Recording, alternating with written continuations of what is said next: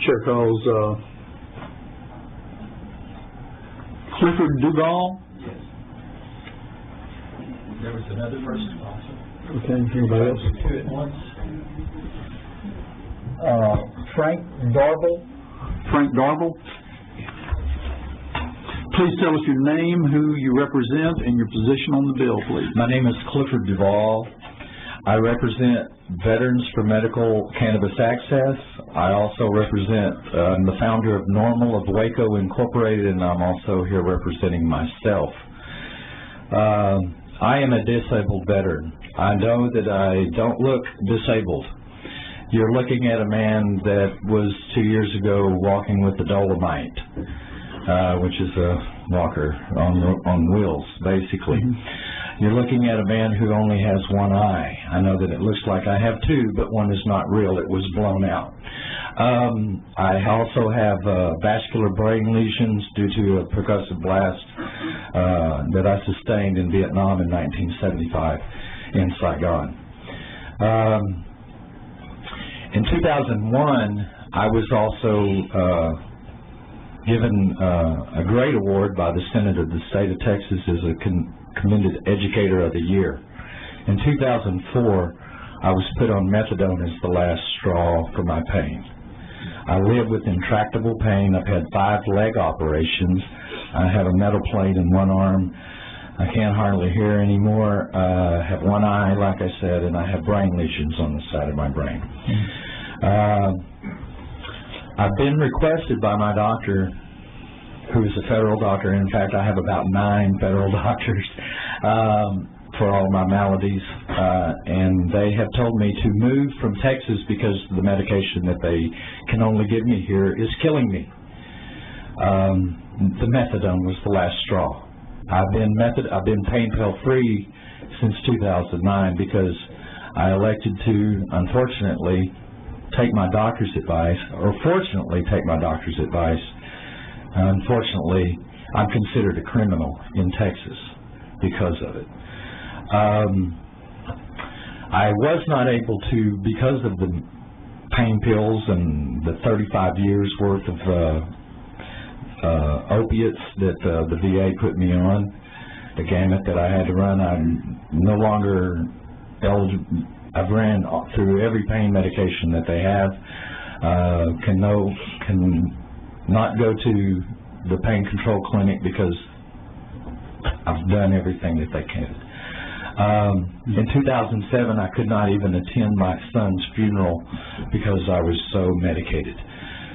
In 2011, I lost another son to cancer because of the military installation that I was stationed on was a special weapons facility. So I had 2 sons that contracted brain tumors from being stationed on that facility. In 2011, I lost my second son. He was 2 days from his 39th birthday. The only time I was able to have a conversation with him in those last 3 weeks of his life was when someone dropped off some cannabis, and I made a tea for him and was able to have one conversation one day with my son. I have been suggested to move from Texas, and the VA faxed my medical records to a medical team up in Oregon, and I have been accepted into the Oregon Medical Marijuana Patient Program as an out-of-state resident. My doctor was enthused. He thought that I would be able to receive my medicine here in Texas, but unfortunately, I had to advise him that no, I could not. I would still be considered a criminal. A few weeks ago at Baylor University, I was attending the hot seat with Representative Casel, Dr. Anderson, and also Senator Birdwell. And I was talking to Mr. Casel and explained to him my situation. And he said, "Cliff, you're not a criminal." I said, "No, I'm considered a criminal in the state of Texas because of my use of cannabis." In my hand, I have letters from the Veterans Administration. In fact, they're from the Undersecretary of Health for the Veterans Administration. And they show that the Veterans Administration approves the use of medical cannabis in states where it's allowed.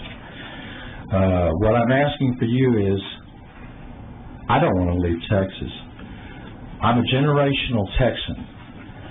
The name Andrew Deuvall is on the Alamo, and I hold that very proudly. Serving my country very proudly, serving my state very proudly, and serving my community, which I can no longer do because I am considered 100% disabled, unemployable veteran due to all of the medications that I had to take all of my life. With cannabis, I now look about 20 years younger than I did a few years ago. I can walk without a dolomite. I can walk without a cane. I can walk without my leg braces, even though they still want to replace my knees.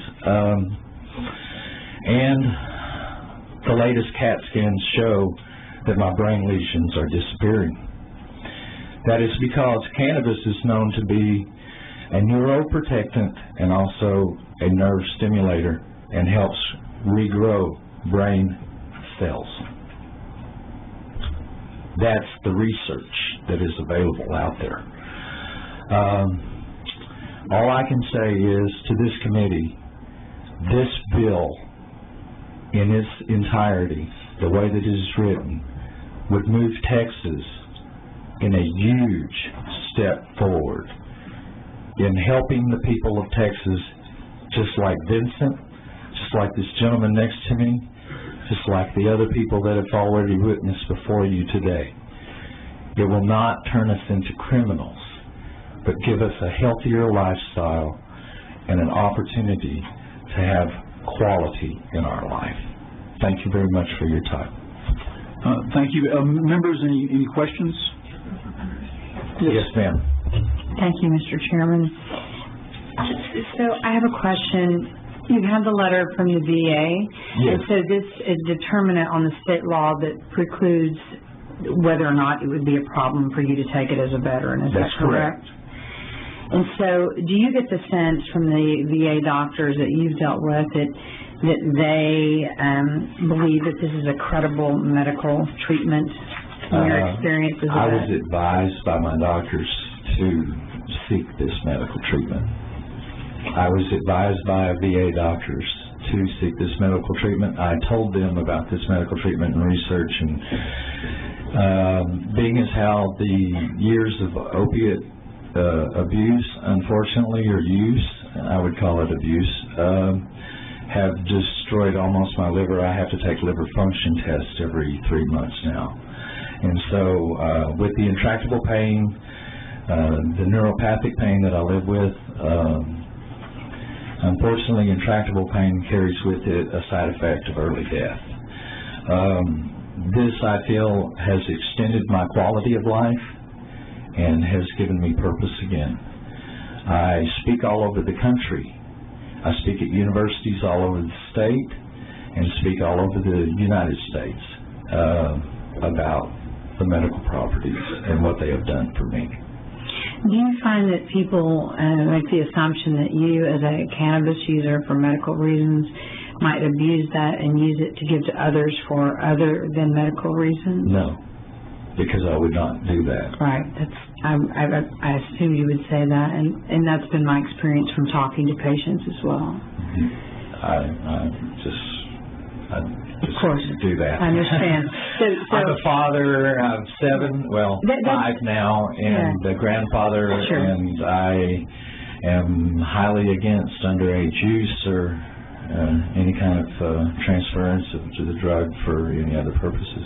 So is it your opinion that the VA has a quasi-official opinion that this is reasonable if it aligns with state law? Well, according to the letter that I just gave you from the Undersecretary, yes, ma'am. Okay, thank you.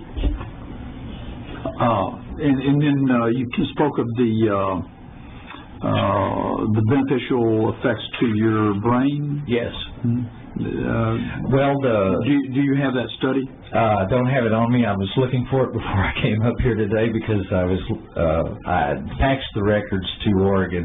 In fact, I didn't fax them. The VA faxed them for me. And I was looking for those. Did have a reference to the CAT scans and to the MRIs.